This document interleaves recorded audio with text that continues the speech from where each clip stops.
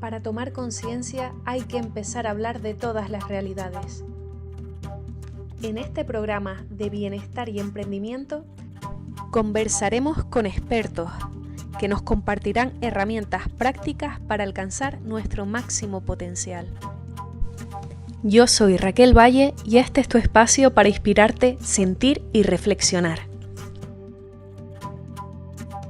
Estás escuchando No me cuentes cuentos en Radio Global Coach and PNL. Hoy vamos a hablar de emprendimiento con nuestro nuevo colaborador, Suanca González, y vamos a irnos incluso a la antigua Roma, que es donde se originó el currículum vitae que utilizaba Julio César para coger gente y contratarla, no tanto para él como para el Senado. Pero hoy en día seguimos pues recibiendo propuestas por email, por diferentes vías, ¿no? Y llevamos un tiempo escuchando y leyendo que el currículum vitae está muerto y que las empresas utilizan otros instrumentos para sus procesos de selección de personal. ¿Es así, Suanca, realmente? Pues mira, Raquel, como tú bien comentas, el currículum vitae, la palabra currículum vitae viene del latín, ¿no? Que es carrera de la vida. Y sí que es verdad que no podemos decir que haya un momento concreto con mucha certeza de cuándo comenzó a usarse, pero sí que es verdad que en la antigua Roma se utilizaban, ¿no? En tablillas de madera. Y creo que alguna vez me hiciste pensar ahora, por escucharte, que no sé si fue Leonardo da Vinci de los primeros que utilizó como un documento escrito, ¿sabes? Como para redactar un poco su trayectoria y su experiencia para enviárselo a un duque de Milán o algo así. Es decir, que el currículum tiene mucha historia y sigue teniéndola. Sí que es verdad que hoy en día el currículum se ha tenido que ir adaptando a los cambios que han habido en el mercado laboral. Eh, Hoy el currículum se apoya en otros sistemas también que utilizan los recruiters, los procesos de selección de personal, para captar talento. Entonces hay también eh, portales online donde puedes colgar un poco tu perfil y rellenar una serie de campos que al final es un poco tu perfil profesional. Tenemos perfiles tipo LinkedIn, como en redes sociales profesionales, que también son muy utilizados. Entonces, sí que es verdad que el currículum sigue siendo hoy en día, con lo que tenemos, con todas esas cosas que se han ido sumando, sigue siendo un documento fundamental para exponer tu trayectoria profesional y tus habilidades, independientemente de que se hayan sumado otras alternativas. Cualquier persona que se quiera incorporar al mercado laboral, ya sea porque va a ser contratado por terceros o porque va a iniciar su propia empresa o quiere ofrecer sus servicios a otras empresas, el documento que le van a pedir básicamente es el tema del currículum vitae, donde expongas de manera muy clara y concisa tu formación, tus experiencias y tus habilidades. Sí, todavía tenemos algunas personas que van a entregarlo en mano, saltándose esta Sí, protección de datos, ¿no? Y que bueno, como sí, comentas, para eso están los portales, ¿no? sí. De hecho, pero hay empresas que dicen que es verdad que no te lo pueden admitir si no rellenas un poco lo de la ley de protección de datos, pero conozco compañeros que dicen que también les gusta esa motivación, esa proactividad que tienen algunos candidatos de llevarlo en mano, porque un poco lo ven, lo observan, detectan un poco esa motivación, y es decir, que no es una estrategia que haya desaparecido del todo, ¿no? A pesar de que la ley de protección de datos obliga a que se acepte un poco el ceder esos datos, ¿no? Sí, de hecho tenemos estas herramientas como LinkedIn, que es como un currículum completo, ¿no? Puedes enviar el enlace. Y aquí es donde te quería preguntar, ¿es mejor concretarlo, dejarlo abierto, envías el LinkedIn? ¿Cómo podemos hacer ese currículum más específico, generalizado? Hoy en día uno de los grandes errores que se sigue cometiendo es tener un único currículum, un solo modelo. ¿Por qué? Porque tienes que adaptarlo a las palabras clave y a las necesidades y al perfil de cada puesto. Con lo cual, tener un solo currículum y enviar el mismo a 200 ofertas de empleo diferentes no suele funcionar porque te descartan. Entonces, una de las ideas principales que se transmite siempre para aquellas personas que quieran iniciarse en el mercado laboral es que adapte siempre el currículum a las palabras claves de la oferta en cuestión, a esas keywords, ¿no? A esas palabras llave que son las que salen publicadas en la oferta. Ahí sí que podemos incluso buscar cuáles son las palabras claves que más suelen salir en esos puestos de trabajo que nos interesan. Podemos tirar de LinkedIn, como tú bien comentas, es decir, profesionales que trabajen en el sector que a mí me interesa, en qué palabras claves suelen repetirse, Incluso podemos hacer uso de la inteligencia artificial, porque con herramientas hoy tipo ChatGPT, Géminis, etcétera, podemos preguntarle cuáles son las palabras claves específicas de determinado puesto y te van a salir un listado que también nos puede servir de pistas, ¿no? Pero siempre, como tú bien dices, ¿vale? Hay que adaptarlo a cada puesto en concreto. Mira, te pongo un ejemplo. No hace mucho publiqué una oferta de empleo buscando dependientes de comercio para ropa textil, para comercio textil, y me llegaba un currículum de una chica que era educadora infantil, con experiencia en educación infantil, bla, bla, bla, y yo no veía por ningún lado temas relacionados con la venta o la atención al cliente. Pues ¿por qué? Pues que probablemente esa chica tendría un currículum de educadora infantil y lo envía a todas las ofertas sin adaptarlo a los requerimientos de cada puesto, con lo cual es un grave error. Entonces, en ese caso en concreto que estamos hablando, lo ideal hubiera sido buscar darle más peso en el currículum a aquellas experiencias que hubiera tenido o formación relacionadas con atención al cliente, con ventas, con actividades comerciales, y no tanto darle el peso a la parte de educación infantil, porque en esta oferta en concreto lo que le interesaba era la parte más comercial, ¿no? Claro, ahí es donde me surge una duda porque, claro, estás buscando un perfil comercial, pero si esta persona anteriormente ha estado en trabajos de educación infantil, es contraproducente, por ejemplo, que no lo ponga, porque a lo mejor lo que se pretende es decir, mira, no he estado parada, es verdad que no he trabajado en esto, pero sí durante estos años, pues has visto que puedes observar aquí que he tenido 4 años en un puesto o he estado en otros relacionados. Yo coincido contigo de que todo suma y que todo en tu mochila de experiencias y de formación es un punto a destacar. Sí que es verdad que si me presento a un puesto en concreto de comercial, lo que intentaré es dar más peso a todas aquellas funciones, formaciones o experiencias que tienen que ver con la actividad comercial y quizás en este caso menos a la parte de educación infantil. Pero también lo dejaría. Yo siempre le comento, por ejemplo, a mucha gente, tú puedes poner tu experiencia o tu formación relacionada con actividades comerciales y luego puedes poner un apartado añadido que no sea tanto el típico que se usaba en los primeros currículum, que era todo experiencia profesional y formación académica, sino puedes poner un apartado que sea otras experiencias profesionales. Y ahí, sin alargarlo mucho, si poner, pues he trabajado como educador infantil y tengo esta formación en un párrafo pequeñito, ¿no? Pero no descartarlo, porque también forma parte de tu trayectoria profesional, ¿no? Con lo cual, yo creo que todo suma. Y es verdad que esas partes para poder explicar ¿por qué no he trabajado de educador infantil? Pues bueno, pues porque en este momento, en estas fechas, estaba haciendo esto y lo otro. Recuerda siempre que me parece importante que lo has destacado, que luego después de la primera, el currículum, que es como la primera criba, viene la entrevista de selección. Y es cuando donde tengo que puedo exponer y explayarme a explicar con calma. Lo que pasa es que tenemos que llegar a la entrevista. De ahí la importancia de que el currículum llame la atención con las palabras clave para que por lo menos pase la primera criba. Claro, es que con la falta de empleo, ¿no? Al final empiezas a enviar a todos y a la de donde me llamen, ¿no? Que es uno de los errores comunes, ¿no? Sí, sí, es una estrategia que no suele dar resultado. Y yo siempre le comento a la gente que yo entiendo las casuísticas y las circunstancias de cada uno. Lo hablábamos en la anterior sesión, ¿no? En el anterior podcast, que si tengo que pagar una factura, si tengo que comer, etcétera, entiendo que uno a la desesperada busque cualquier tipo de trabajo. Pero lo ideal va a ser mucho más productivo y beneficioso tomarme el tiempo que me va a llevar a adaptar el currículum a ese puesto de trabajo en concreto, va a funcionar mucho mejor que le dedique 15 o 20 minutos a adaptar mi currículum que el enviar de manera sistemática currículum a enviar ofertas, ofertas, ofertas, porque no suele funcionar, ¿no? Ujú.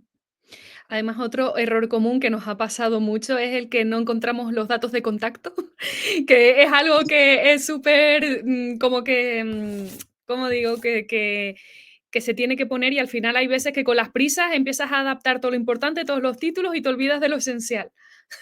Sí, sí. Incluso en esa parte de datos de contacto, también a lo largo de los años el currículum se ha ido adaptando, ¿no? Y por protección de datos, como tú bien comentabas antes. Antes yo me acuerdo que en épocas, no hace tanto tiempo, pero poníamos el DNI, estado civil, dirección física. Es decir, a nadie le importa que tú vives en la calle Lugo y Herrera número 25, portal 2. No es necesario que lo pongas. Y datos personales como tu número de identidad, o si estás casado o soltero, o tu edad incluso, tampoco es necesario ponerlo, ¿no? Son los datos básicos, tu nombre, apellidos, tu teléfono de contacto y tu correo electrónico. Y si quieres poner un enlace a tu perfil profesional en LinkedIn, o sea, eso sí. Pero el resto de datos es mejor quitarlo. Tú adelantabas también en la anterior ocasión que incluso hay currículum donde ya no se ponen fotos. Y Sí, eso lo sí. dejo también yo muchas veces a la elección personal de cada uno. Pero cuando tengas toda la información, porque también adelantamos que en muchos estudios se dice que en España, pues el 80% de los currículum con fotos se ven mucho más, se visibilizan mucho más que los que no tienen fotos. Entonces, una vez que tengamos toda la información sobre la mesa, ya decidimos nosotros qué hacemos. Suancar, ¿cuáles son los otros errores que se suelen cometer a la hora de hacer un currículum? Pues mira, hay algunos que son clásicos y que tienen que ver con el sentido común, que también decíamos que no siempre es el común, más común de los sentidos, ¿no? Pero mira, empezando de arriba para abajo, hemos hablado ya de los datos personales o los datos de identificación, que no es necesario poner todo eso que comentábamos. La foto es un clásico de los típicos errores. Mucha gente coge una foto de orla que es más académica, que no tiene tanto que ver ya con el ámbito profesional. Es decir, la foto de orla es mejor quitarla y sacarte una profesional.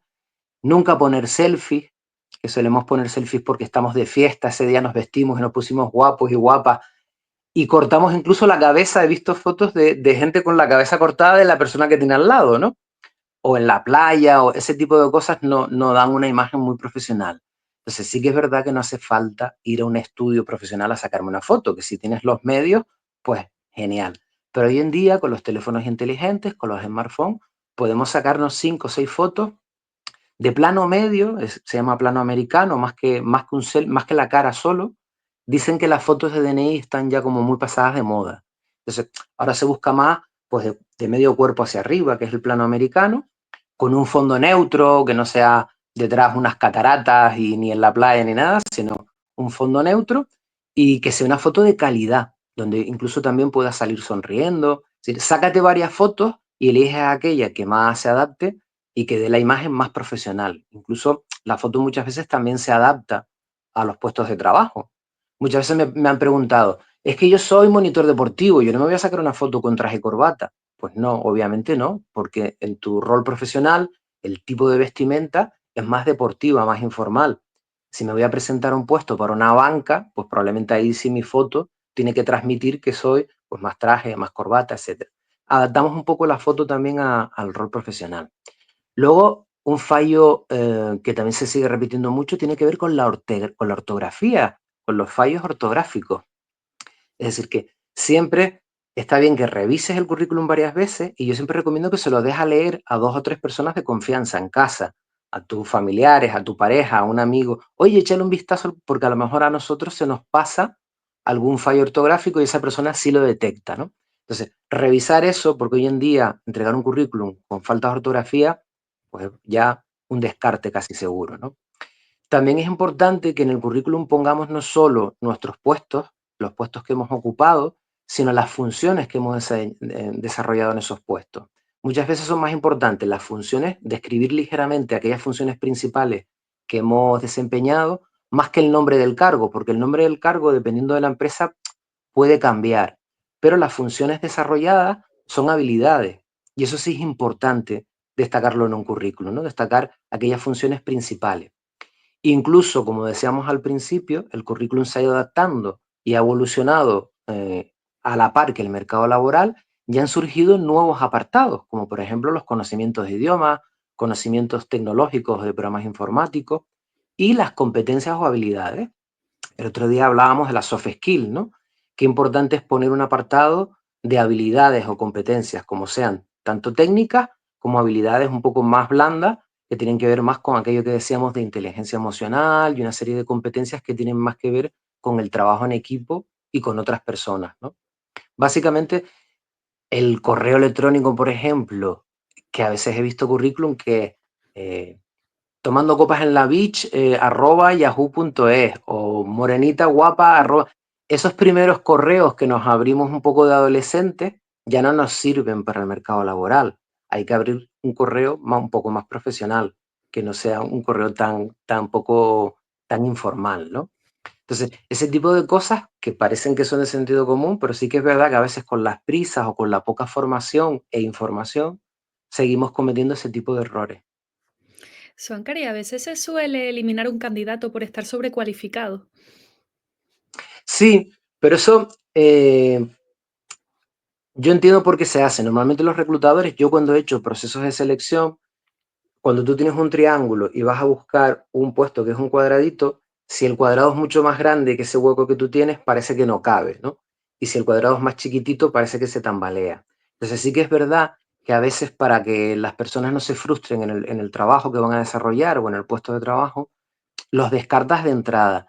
Pero yo siempre he recomendado, siempre me ha gustado por lo menos dar la oportunidad de que esa persona se explique y, después, y exponga un poco sus motivaciones para ocupar el puesto. Pero sí que es verdad que es algo muy típico descartar a gente por sobrecualificación. Y bueno, creo que por lo menos se merecen en la entrevista poder explicarse y argumentar y ahí ya con toda esa información si podemos decir si eres la persona que necesitamos para la empresa o no. Pero es algo también que se oye mucho, ¿no? Y que hace sentir a la gente muy mal, ¿no? Claro.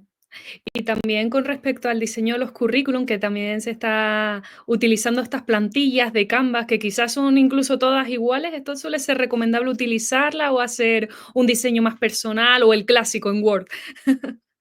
Pues ahí tienes varias alternativas, como tú comentas. Sí que es verdad que hace unos años surgió Canva o otros programas parecidos que nos facilitaban mucho las cosas a la hora de hacer un currículum, porque tú decías, bueno, pues me viene en la plantilla, tengo un montón de diseños para elegir, incluso sin la de pago, es decir, la versión gratuita te da un montón de plantillas. El propio programa Word de Microsoft Office tiene plantillas, incluso programas como el Adobe también el Photoshop tiene plantilla. ¿Qué pasa? Que Canva ha democratizado todo el tema del diseño gráfico, por decirlo así, y ahora cualquiera puede entrar a Canva y descargarse una plantilla que está diseñada por unos diseñadores gráficos y tú escribir encima un poco los distintos apartados. ¿Ventajas e inconvenientes? Pues bueno, para determinados puestos de trabajo, los diseños más creativos y más visuales viene genial para gente relacionada con el mundo del marketing, la publicidad, fotografía, etcétera, etcétera, porque ya el propio documento es como tu primera carta de presentación, ¿no? Es como más creativo y más visual, impacta mucho más. Pero sí que es verdad que para otros puestos de trabajo puede que no sea una buena elección. Entonces, si recuerdas, antes comentábamos, tener un solo modelo de currículum no es lo adecuado. Entonces, hay gente que elige el modelo europeo, que si lo buscas en Google, pones modelo europeo, te sale otra plantilla también, que hay gente a la que no le gusta y hay otra gente a la que sí, eso es cuestión un poco de gusto. Luego hay gente que prefiere las plantillas más de Canva, que son mucho más visuales, con cuadros, etcétera, etcétera. Y luego hay gente que prefiere el formato un poco más clásico y más tradicional. Es importante la pregunta que acabas de hacer porque sabes que hay programas informáticos que hacen un rastreo, que hacen un escaneo de nuestros currículos. Y si detectan cuadros o detectan este tipo de tablas, te descartan automáticamente, que son los famosos ATS, ¿no? Los sistemas de seguimiento automático de candidatura. Probablemente has escuchado a gente que te diga, que no puede ser que me haya apuntado en InfoJobs a las 2 en punto y a las 2 y un minuto estaba descartado. ¿Cómo es posible, no? ¿Cómo, si no les ha dado tiempo ni a leer el currículum? Eso es porque el currículum en ese primer proceso de criba no lo hace una persona, sino un programa informático, que son los ATS, ¿no? Y los ATS, todo aquello que sea cuadros, tablas, etcétera, a día de hoy no lo saben leer, no lo saben y lo descartan, te descartan el currículum. Con lo cual también es importante esa pista que estamos comentando. Si yo me apunto en un portal de empleo y cuando voy a registrar o enviar mi currículum, veo que la dirección, la URL, se modifica y ya no es la de la empresa en cuestión, sino que aparece algo más, es porque a lo mejor están utilizando ese tipo de programas informáticos. Con lo cual hay un currículum con plantilla de Canva, lo más probable es que sea descartado y es mejor enviar un currículum tradicional, ¿sabes? En línea, clarito, eso sí, sin faltas de ortografía, pero para que el programa informático lo pueda leer y no nos descarte. Pues fíjate que yo pensaba que eso se producía por las etiquetas de las que hablábamos antes, que ya detectaba que no por no haberlas pulsado, Con las por ejemplo, palabras el clave. InfoJobs. Exacto, sí. Sí, no, las palabras clave también las busca el sistema. Pero, por ejemplo, yo las busco cuando yo he hecho procesos de selección, dicen las estadísticas, yo siempre lo decía a la gente, ¿no? Cuando hemos hecho sesiones de orientación, ¿sabes cuánto tiempo tarda un reclutador en dedicarle a tu currículum? Y mucha gente decía, no sé, un minuto, 2 minutos. No. La media son 10 segundos. dicen los estudios que la media son 10 segundos. ¿Por qué? Porque el reclutador lo primero que va a buscar en esos 10 segundos es esas palabras clave que corresponden con la oferta que fue publicada. Y si no encuentro por lo menos el 80% de las palabras clave, directamente te pongo en el montoncito de los que no pasan el proceso de selección. Pues eso lo hace un ser humano trabajando en funciones de reclutamiento y también lo hacen los programas de seguimiento automático de candidatos. Buscan esas palabras clave y si no están, también te descartan. Pero con los cuadros y con las tablas pasa exactamente lo mismo. ¿Llegará un momento en que esos ATS puedan leer esos cuadros? Pues probablemente sí, pero es verdad que la inteligencia artificial y las nuevas tecnologías también tienen un procedimiento de ir avanzando, así que todavía no estamos en ese punto. Y con respecto a la carta de motivación, ¿es necesaria? ¿Se recomienda? Ahí pasa lo mismo que en los distintos formatos de currículum. Hay empresas que les encanta una carta de motivación y hay otras empresas en las que no. Por lo cual siempre uno tiene la duda. En psicología hay una cosa que se llama indefensión aprendida, que si lo hago parece que no tengo resultados y si no lo hago tampoco tengo resultados, con lo cual me quedo inmovilizado y no sé qué hacer, ¿no? Me entra indefensión. Yo hay más, si no tenemos referencias de la empresa en cuestión, si no podemos averiguar con alguna persona que trabaja en la empresa, lo que hacemos es un poco a gusto personal. Yo creo que no sobra una carta de motivación y creo que siempre se muestra una proactividad y una motivación cuando te llega una carta de motivación y la lees, porque tú dices, bueno, pues la persona le ha dedicado tiempo, se ha molestado, es más creativa, demuestras ganas con eso. Pero sí que es verdad que hay empresas a lo mejor que no le prestan tanta atención y van directamente al currículum. Yo siempre recomiendo que si hay una empresa que te interesa porque quieres trabajar ahí o porque ofrecen a lo mejor servicios que yo como autónomo incluso puedo ofrecer en esa empresa, que busques a gente de dentro. Y eso LinkedIn a día de hoy nos da muchísima facilidad. Buscar personas que trabajan en esa empresa, presentarnos, obviamente, no entrar a saco. A mí a veces me llegan, a ti te pasará también, a veces me llega un mensaje por LinkedIn que me dice, estoy buscando trabajo, te mando mi currículum, pero no conozco ni a la persona. Y entonces tú dices, qué lástima, ¿no? ¿Por qué no empezamos poco a poco? Esto es un first day, como el programa de conocernos. Preséntate, oye, mira, me he visto tu perfil y tal. Y poco a poco vamos creando una relación. Y cuando ya tengamos un poquito más de confianza, me dice, oye, mira, que estoy buscando trabajo, me gustaría ofrecer los servicios profesionales míos a tu empresa. ¿Qué me recomiendas? ¿Que envíe esto?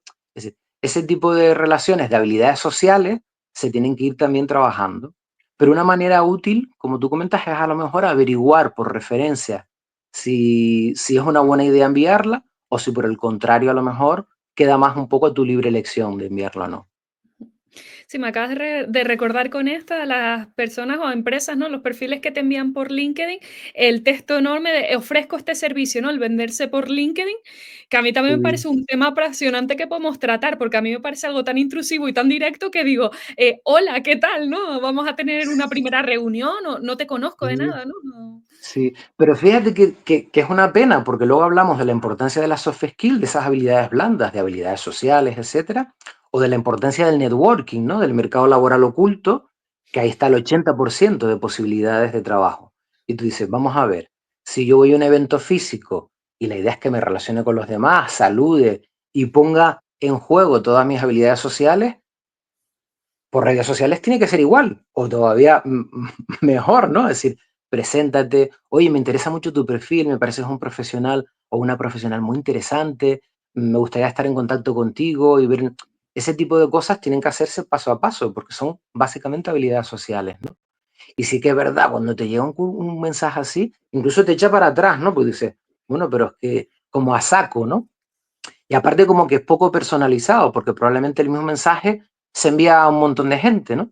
Con lo cual tú dices, qué triste, ¿no? Porque no da una buena imagen. Sí, exactamente.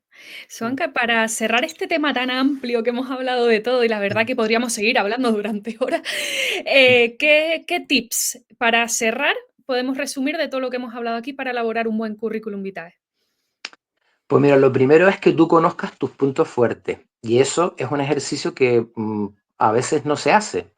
Hay ejercicios tipo DAFO, el tipo Canvas, el tipo... Hay una serie de ejercicios que tiene que ver un poco con conocer tus fortalezas. A mí me encantaba hacer una pregunta que era, dime cuál es tu punto fuerte. Y si, te aseguro que mucha gente no se había parado a pensarlo. Te decía, Mi punto fuerte, mi punto fuerte. Pues la verdad es que no lo sé. Vale, pues tienes que saberlo, porque eso va a ser un poco tu carta de presentación. Por lo cual, lo primero es autoconocimiento, detectar cuáles son nuestros puntos fuertes, cuáles son también nuestros puntos débiles para reforzarlos y mejorarlos, pero un poco conocer qué podemos ofrecer al mercado laboral como profesionales. Una vez que ya sea cuáles son mis puntos fuertes, buscar también asesoramiento, que lo comentábamos el otro día también.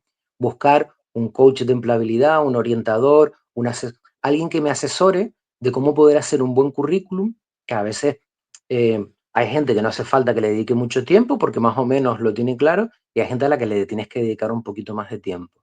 Pero sí buscar un poco alguien que te asesore, buscar información para que tú digas, vale, ¿qué modelo me gusta? Este modelo me representa y creo que me hace sentir cómodo porque es la primera imagen que vendo como profesional, que es mi currículum. ¿Qué foto me quiero sacar? ¿Qué cosas quiero destacar en mi currículum? Revisando un poco la ortografía, etcétera, etcétera. Tener un buen correo electrónico que no sea el que abrimos de adolescente, cuidando la ortografía, que el currículum esté perfectamente identificado, es decir, que simplemente con un vistazo sepamos dónde están los datos de identificación, dónde está mi experiencia profesional, dónde está mi formación y dónde están mis competencias diferenciados, ¿no? Que sea fácil de identificar y leer y básicamente que a ti te guste, porque esa indefensión aprendida que decíamos antes, a mí me ha pasado y probablemente a ti y a mucha gente, que cuando empiezas a buscar trabajo a lo mejor, pues vas al Servicio Canario de Empleo, que es un poco donde uno va al principio, ¿no? Y un orientador te da unas pautas de currículum. Pero si luego vas a otro proyecto de empleo, otro orientador te da otras pautas que muchas veces no tienen que ver con las que te dieron en primer lugar, sino que pueden ser incluso diferentes, ¿no? Y si vas a un tercer, pasa lo mismo, ¿no? Entonces, yo me acuerdo que yo lo sufrí en mi época. Digo, esto no puede ser porque yo no puedo estar cambiando mi currículum al gusto del profesional o del asesor con el que me encuentre. Y la decisión era, piensa bien con toda la información que tienes sobre la mesa qué quieres hacer y que te guste a ti. Al final es que te guste a ti, porque es un poco, tú no puedes adivinar si le va a gustar a aquella persona o la otra, intentando un poco buscar referencias, eso sí, pero lo importante es que te guste a ti, porque si tú no te sientes orgulloso de ese currículum que estás presentando a las empresas, poco va a funcionar. Entonces, teniendo en cuenta todos esos pequeños trucos, lo importante es que tú también estés a gusto y que siempre lo adaptes, que eso es un poco lo que queremos subrayar a lo mejor hoy, ¿no? Siempre intentar adaptar el currículum a las palabras clave o a lo que pide la oferta en concreto, porque si no vamos a tener poquitas posibilidades de que sigamos en el proceso de selección, ¿no? Que luego vendría o la entrevista, o pruebas técnicas, o dinámicas de grupo, etcétera, etcétera. Sí, que seguiremos hablando de esto en futuros podcasts, de cómo enfrentarse a una entrevista y muchos más tips que son súper útiles. Juanca, muchísimas gracias A por ti, a este ti. ratito